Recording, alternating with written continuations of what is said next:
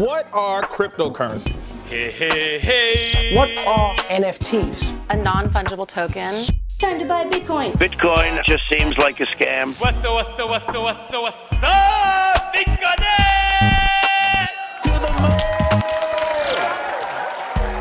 Hello everyone, and welcome back to On The Ledger. This is your host Moel Sayed, back once again on your weekly rendezvous from Paris. Today we've got another pretty interesting DeFi hot take. We'll be talking about 1inch, a decentralized exchange aggregator, an automated market maker that saves you time and money.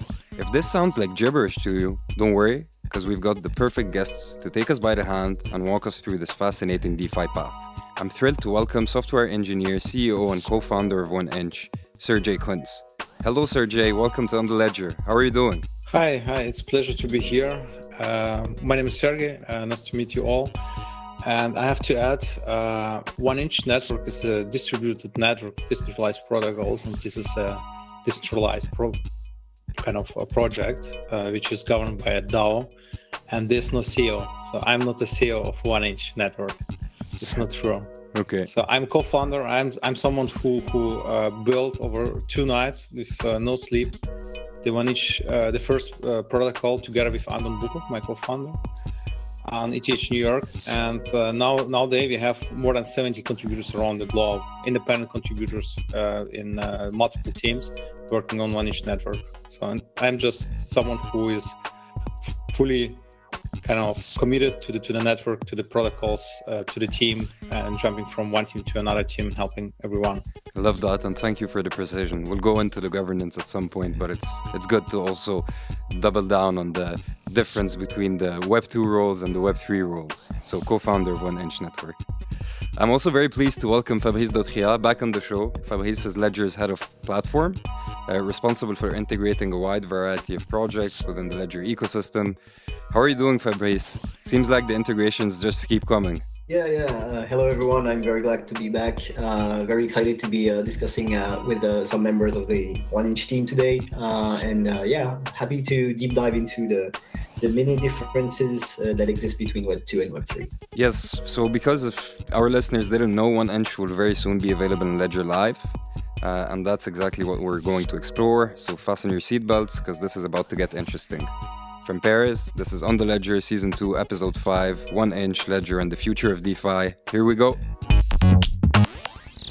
So let's start with our not-so-stupid questions. Sergej, 1inch is described as a decentralized exchange aggregator and automated market maker. How would you simply explain that to the folks who are not familiar with DeFi? Yeah, with 1inch just solve one of the huge problems in DeFi space. We combine all liquidity sources into a single one. Similar how Google solved the problem of like aggregating all news or websites, and there are also some other aggregators like for airplane tickets, for example. So it makes no sense to go to every of these companies who sell airplane tickets, and offer this service. It makes sense just to use the aggregator because you get the best rate, best prices by using them. And this is the case in 1inch 1inch network. The main part, I would say, is segregation right now. There are other protocols as well, like our automated market maker, like liquidity pool. It's a thing where you can just provide your liquidity and earn some yield based on the trades generated from the fees. So money is not coming from nowhere. Money is generated by using your liquidity for trades. That's I guess a good explanation of 1inch. So maybe I'd like to drill down on the automated market maker aspect, because a lot of people don't understand what an automated market maker is. So maybe if you could give us an explanation about this. Sure. You can imagine it's like a bank in a format of a smart contract. You just put your money into it and it generates you yield. So right now in Europe, you don't get anything for your money. So you have to pay a negative interest rate. But in like early days, like 20 years ago, you got some yield on by depositing your money on the bank. Similar here, this no man in the middle. There are no persons. So we eliminated people in between, middlemen, and this just code. Yeah, code is slow and it generates yield based on a service on facts. Yeah, and in the bank, when you provide money, you don't know what they do with them. Maybe they speculate and make I don't know, losses and then close, and you lose all your money. In a smart contract is a program which is running on virtual computer Ethereum, and everything is transparent and very, very clear for everyone. That's fascinating. The transparency aspect is, of course, one of the things that fascinate us the most. Fabrice, would you add anything to that? No, I think everything was said. One thing that is very interesting in this aggregating topic is that if you remember in the past, long time ago, there was a lot of different protocol that allows for decentralized trading, but there was not a single easy to use user interface where you can actually get a nice trade availability with every information you need in a single window and one click to actually perform the operation. So from my perspective, services such as 1inch are actually helping people use DeFi products because they make it really easier and they abstract the complexity of all the underlying logic, the smart contract and everything. You don't need to know and you don't need to understand how that works to actually use the product. And that makes it really, really useful for to bring new users to the space. Interesting. So let me go back in time a few years. Sergej, in around 2019, you were still working in the Web2 world, in the automotive industry, as a software engineer. How did 1inch come to life? And at what point did you decide to completely transition to the realms of Web3? So my journey started already 2018. Actually, a little bit earlier, like with mining a little bit. So then I had my YouTube channel and met Anton through a common friend. It was like introduced through Telegram. And we started to participate on YouTube. We did live streams, did security audits. There I started already to jump into the Web3 world. Before, as a software engineer, I didn't really understand why smart contracts, and it's really limited. Like you're limited in what you can build on smart contracts. And slowly, I was onboarded by Anton through the security audits on the live streams, and then I started to participate in hackathons around the globe from December 2018. Participated in more than 15 hackathons. We won a lot of prizes, and we built everything. We built a decentralized video streaming platform, for example, in South Africa. Physical airdrops in Paris 2019. We introduced proof of concept to Aave for flash loans back in 2019, also in Paris.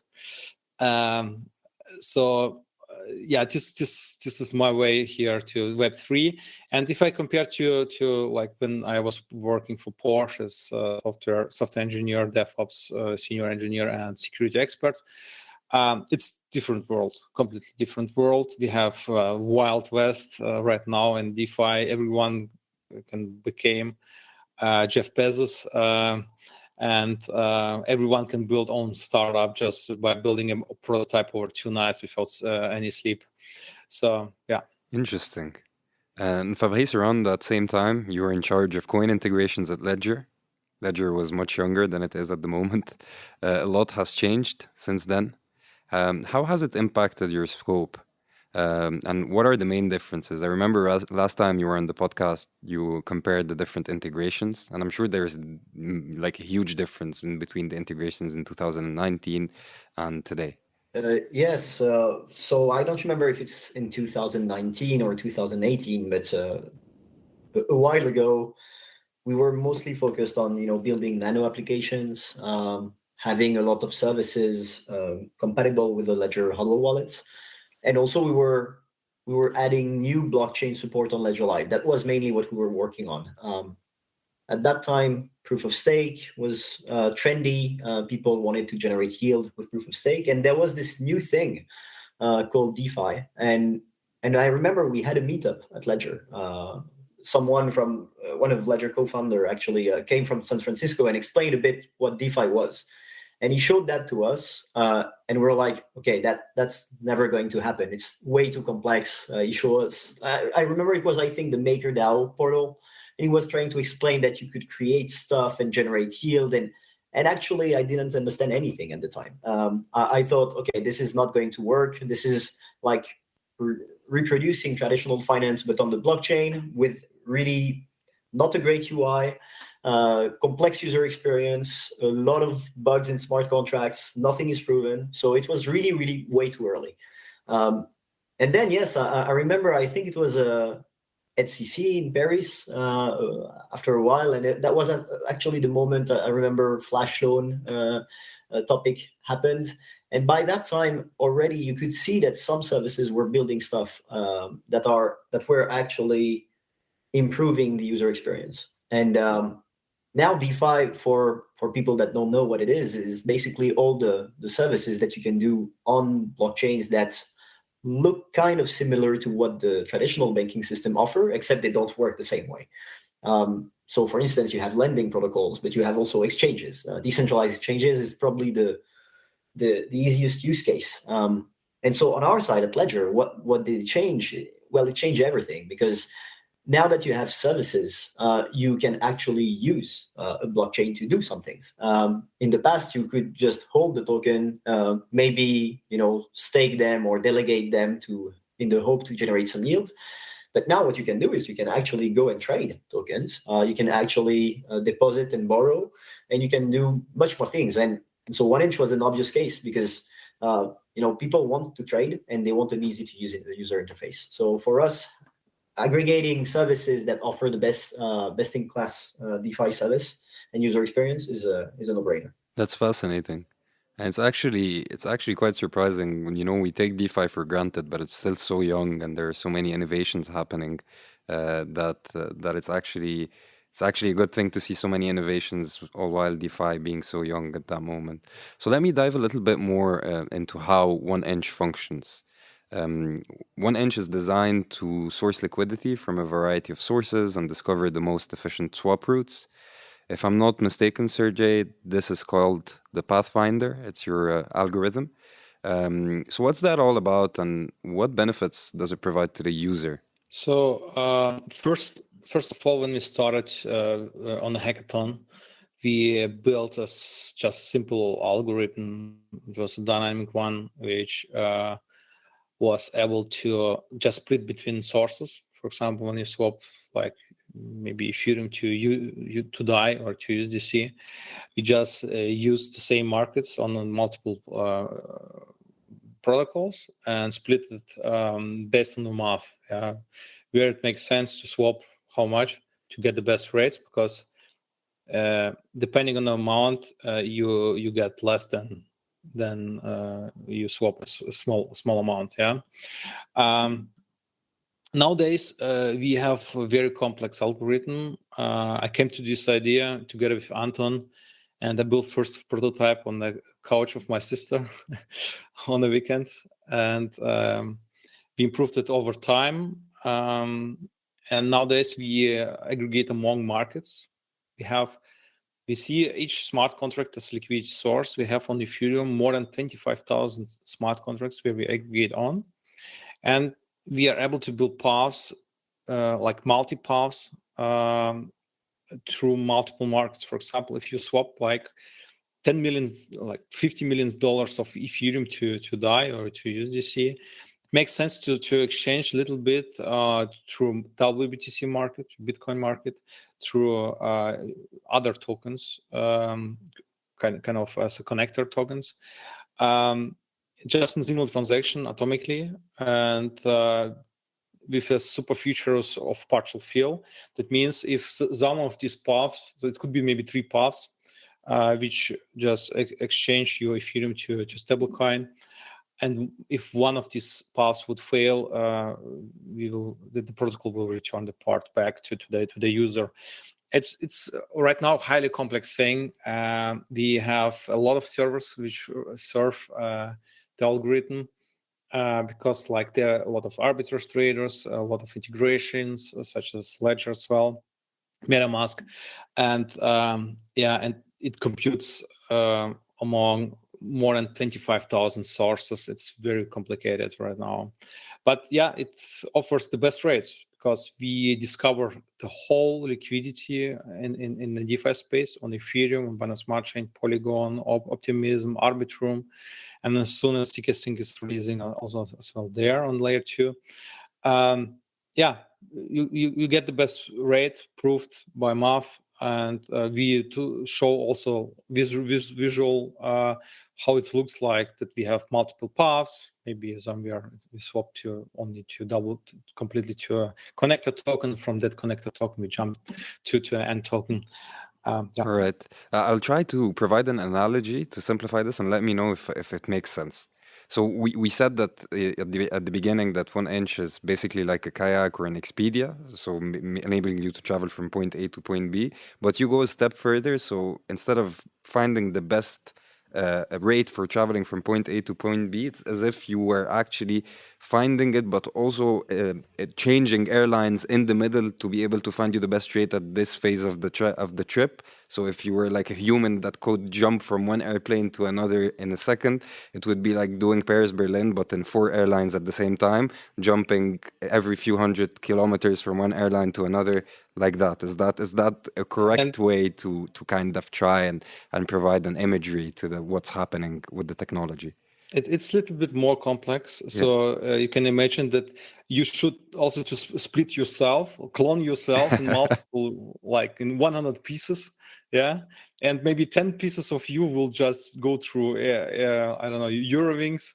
The other part would go through, I don't know, KLM. Okay. And other part would drive maybe a car from Paris, for example.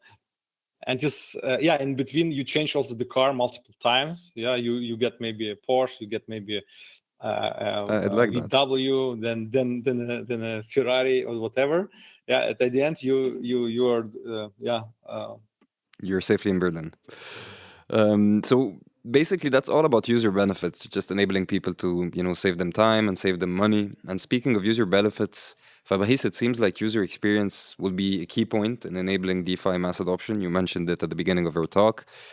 And one of the things you've achieved is mitigating the risks associated with blind signing. First of all, it would be great to explain what blind signing is, because I know that a lot of people don't understand the concept behind blind signing. And then maybe walk us through how you're solving that issue with the variety of different dApps, integrations, and Ledger Live. First of all, to go back to the analogy that you guys were mentioning, I think it's a great analogy. What's very interesting is that the user don't actually see it. You can check it. You can go and see what happens on Etherscan and see all the trades that get executed and how your initial sell order is split into many different sub orders, I would say. But from a user perspective, when you use 1 inch, you just click on trade, and so that's magic. That's the beauty of technology. You don't need to know exactly how it works. But you're right.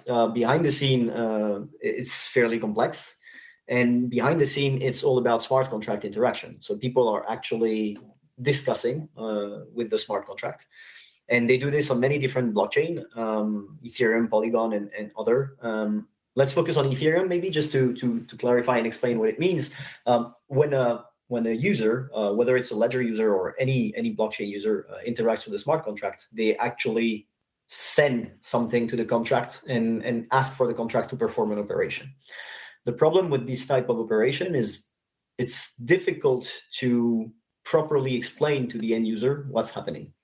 And so they end up signing an operation that they can't really understand, or that they can't easily understand, because it's all about the underlying computer logic. So you have complex method names and parameters, and for a normal user, that doesn't make any sense, first of all. And even if it could make sense, the actual way it works in the blockchain is that you will change all of this and put it in a long string of characters that look like A, B, C, D, F, 1, 2, 3, and it can be quite long. So you don't actually know what you're doing, and especially when you use a ledger hardware wallet, because we support Ethereum transfer, Ether transfer, ERC20 transfer, but all the smart contract interaction, there is no easy way to translate that into a single human language, because each smart contract is different. So users end up blind signing, like you said, Mo. And what we call blind signing is basically this interaction with the contract that ends up on your device looking like A, B, C, D, F, 1, 2, 3, and maybe it's even longer. And at the end, we ask you approve or reject, but you don't really know what you're doing, what you're approving. So that's why it's called blind signing. You're effectively blind signing this operation. And so you said that Ledger did something to improve this. As a matter of fact, we didn't. The 1inch team did all the work here. They built what we call a plugin, but it's essentially a nano application. So they did it entirely on their own. So congrats to them, because it was really not easy, and we didn't have a proper documentation at the time. So they really deep dived into the topic. And so they built the 1inch plugin. So essentially, there is a dedicated application on your Ledger hardware wallet that is in charge of translating all the operation you do with the 1inch smart contract into something that you can actually understand. And you will be able then to verify what you're actually doing. And so from my perspective, it brings two main advantages to this original situation. Now you have a complex routing logic handled by 1inch that is made easier to understand thanks to their user interface that is fairly simple, at least when you keep it in the easy mode. And then you have the Ledger hardware wallet that actually gives you a proper check on the device. You can see what you're doing. And so the combination of the two makes it not only more user-friendly, but also more secure, because now you're interacting with 1inch. The application actually checks that. If at some point you're not interacting with the right contract, the Nano will let you know. But you also now can check and verify what you're actually sending to the smart contract itself. That's interesting. So no need to trust, people can verify. Exactly. I'd like to jump to another interesting topic, and something we actually mentioned right at the beginning of the conversation when I said CEO. So last year, 1inch issued a governance token that enables people to participate in deciding how the protocol is run. How does this work, and how does it affect how the project is being run? You were saying at the beginning that, Sergey, you are a co-founder of 1inch, but you basically are one amongst many contributors who are working on the evolution of what Inch is becoming and what it is going to become in the future. So yeah, maybe you could speak more to that. Yeah, sure. About the release of the token. So actually, the 1inch Foundation released the token, not I, not Anton, or someone from our team. So we found a team which wanted to support us, and they set up a Cayman Foundation to release the token and to distribute the token among the community, and also still distributing among grant participants. So this was a grant program. If someone would like to build something for 1inch network or for the DeFi space, they can just apply and can get some 1inch tokens for that. Yeah, the idea behind 1inch token was to introduce a new kind of governance system. We call it instant governance. So you stake your 1inch tokens, you directly can participate in the protocol settings. So you can vote for specific fee in the protocol. So for example, there's a liquidity protocol, automated market maker, where everyone can provide liquidity, but how much fee should be charged, yeah, and which kind of fee should be set up. And these are questions which can be set up and governed by the DAO through instant governance. So you can just go and vote with your staked 1inch tokens, and the protocol applies based on weighted average value. This was kind of first step. The second step was to introduce also more advanced governance, so where everyone can vote with staked 1inch tokens. for proposals, and very soon we are launching SafeSnap based on Gnosis, where also treasury would be created, and the project can collect everything what the DAO wants to collect, and the DAO can decide what's should happen with these tokens or NFTs or whatever else. And we are looking for more people who participate in the governance. That's why also Foundation distributed in the Christmas night back last year a lot of 1inch tokens to those people who already use 1inch, and later it was also a small distribution among other people who I guess never used 1inch, something like that. So to just attract people to stake and to participate in the DAO concept is still an experimental thing. So we came to a new approach and extended with the traditional governance, what we see similar to other projects. I guess it's in the future a kind of a combination between those. So you should be able to participate directly and set maybe specific settings, fees, or whatever else you want. And more complex things could be handled by discussions in the forum. I call it seven rounds in hell on the governance forum. That's fascinating, and I think, as you've said, DAO is still an experiment, and it's great to see all these projects having their own version of what a DAO is and trying to make the best out of it. So now that we've spoken about the past and the present, let's take a glimpse into the future. Sergej, it's fair to say that Anton and yourself bootstrapped 1inch without initial external funding. Then funding came, and it came big, first with Binance, then Pantera. First of all, how does it feel to have such support? And in your opinion, how does it shape the future of 1inch? You said that some of the algorithms, you've developed them on the couch of your sister. Now you're an organization that has resources. How does it shape 1inch, say, 5 years from now? Where do you see the organization going? So it was not that easy at the beginning for us. I was working full-time for Porsche. Anton was working for Near full-time, was working on the Rainbow Bridge. I guess it's the most decentralized bridge ever built in DeFi. And in the nights we were like hacking on the weekends as well. We were hacking on new features of 1inch. We tried to release every week, at least 2-3 times. Sometimes it was every day, new liquidity source, new approach on aggregation, on limit orders, for example, and so on and so on. We didn't get any money over 1.5 years. It was really hard. So actually there were some disadvantages. So my wife left me, and this is what it is. Yeah, this is the life, and we have to somehow live with that. But anyway, I have right now I have a huge family. So I have like more than 70 people around the globe.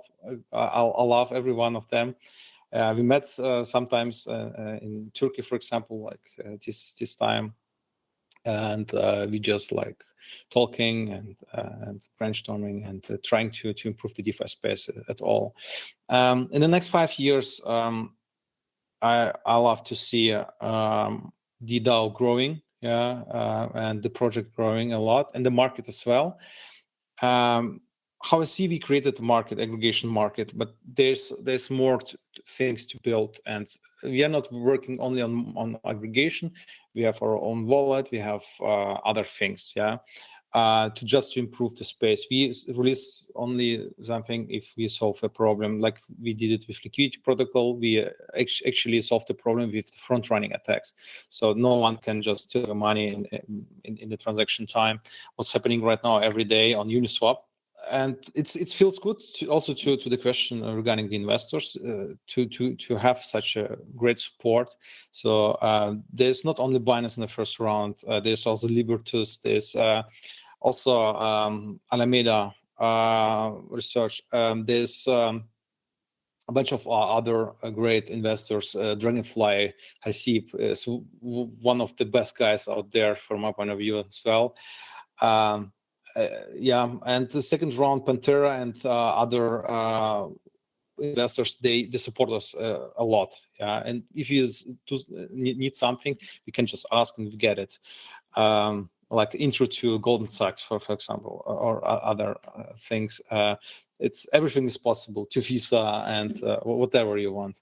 It's everything is possible when you have good backers, I would say. And right now we are closing additional round, and I'm happy to see a lot of new kind of backers who push us in the next 5 years to, I would say, to the next universe and the DeFi space as well. Yeah, I mean, the story is so inspiring, and I've been interviewing people on the podcast for a few months, and what's great about the space is that whenever you interview someone, the amount of passion that is put into the project is just something that inspires me day to day, and I think that at the end of the day, this whole space is what makes it special is how driven people are, and I think 1inch is an example of things going from being really small and tough to something that's actually quite fascinating. So let me turn to Fabrice. Fabrice, with integrations in your scope, you're probably one of the busiest people at Ledger at the moment. What are the next milestones you're looking forward to? Well, we changed our approach with these new services emerging in the Web3 universe, I would say. So now we are changing our mindset, and we realize we cannot do everything ourselves. It's not possible. There are too many people involved in crypto, too many builders, and so what we plan to do is actually help them build on top of Ledger. So help them, add Ledger hardware wallet support on their dApp, or have their dApp integrated in Ledger Live. Similarly, blockchains can now, try to create the code themselves in the Ledger Live code base to be natively supported. So we are really changing our mindset and trying to become more open. I think the reason is this Web2 to Web3 migration that we are living, and we are really living it. So the rest of the world is actually not seeing it. I think it's too early yet. But in a couple of years, we will see a bunch of new services where that will be, I would call them Web3 native.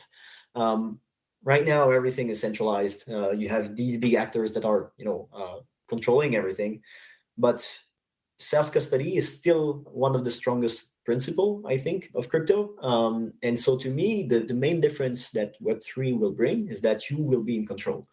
And so if you ask me where Ledger will be, honestly, I don't know. But I think we have a role to play in offering a way for users to keep control. And so, yeah, we'll be connected to a lot of services, DeFi services, NFT services, DAO probably. But the goal will be to let people actually be able to, control their keys. Maybe we will not talk about keys in 5 years. Maybe it will be easier for people, but at least you'll be the owner of your data, and you will be in charge of what you do on these new services. And I think that's kind of still very much aligned with the original philosophy that blockchain brought to the table 10 years ago. So that's what I think we might see in the future. Interesting. And speaking of control, let's switch to a less interesting topic, or a less pleasing topic: regulation. It seems like regulation is a hot topic at the moment, especially in the States. Sergey, DeFi seems to be like one of the first targets of regulatory bodies. How are you preparing? Are you taking any steps to get ready for potential regulatory oversight? And how does the team feel about the regulatory bodies attempting to enter and open the permissionless space? Yeah, we see a lot of news about regulation regarding DeFi, and they are coming. They are coming for DeFi, and we should be prepared from our point of view. And we are talking right now also with a lot of institutions. They have a lot of money, and from our point of view, DeFi can grow faster if also institutions can participate in the DeFi space, but they can only participate only when they are compliant. And to be compliant, there are some requirements which should be introduced into the DeFi space. We call it compliance layer. So we are working on that right now to offer also institutions to build permission pools, permission money markets, and more. Alpha League. And I'm pretty sure that we can deal with that somehow with these regulations. We are also looking right now to spin up a new company with the right licenses to offer KYC ML, additionally to what already is there in DeFi space. So everyone can just pass KYC ML and get more advantages by using maybe better liquidity, better rates, maybe also take a loan from a bank, which just provide collateral on a lending money market protocol. And you can do it in permissionless manner, almost permissionless manner. So you need to pass KYC ML. And this could be one of the solutions, but this is what we are right now experimenting. We are looking with some institutions for test pilots. It could be huge because there are billions of money. Really billions, and we need to also try to go this way. On the Lisbon conference, I had like 5 minutes where I was talking with one guy from Ethereum Foundation, and he said this is a trap. Don't do that. I see like why not to try that. What can we lose? Maybe a little bit time, but not more, not less. Tech is already there.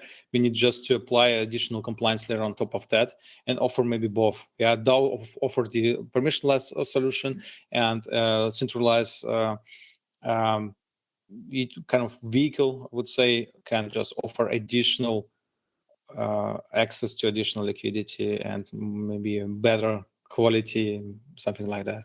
Yeah, I think it's going to be a few years of power games, but the bottom line is that it's going to legitimize and make the space more credible with regards to the public opinion. Thanks a lot, Sergej. It was great chatting with you. Thanks, Fabrice, for joining us once again. Looking forward to all future integrations and to having you back once again with more news on the podcast. Thank you, Mo. It was a pleasure to be here. And thank you, Sergej. It was great working with you. Let's keep in touch. Thank you very much. It was a pleasure to be here, and it was also fun from our side to work with Ledger and implement everything what we did. See you guys. Thanks. Thanks, Sergej. Great speaking with you. That's it. And if you want to explore crypto and NFTs, we've got you covered with Ledger Academy, School of Block, and we've also launched a brand new show called Down the Rabbit Hole. So be sure to check that out as well. This was On the Ledger from Paris with your host Moel Sayed. Till next time, take care. Au revoir. This content is provided for informational purposes only and is the sole expression of our opinion and should not be relied upon as legal, business, investment, or tax advice. Do your own research. Any loss or profit is your sole responsibility. Stay safe.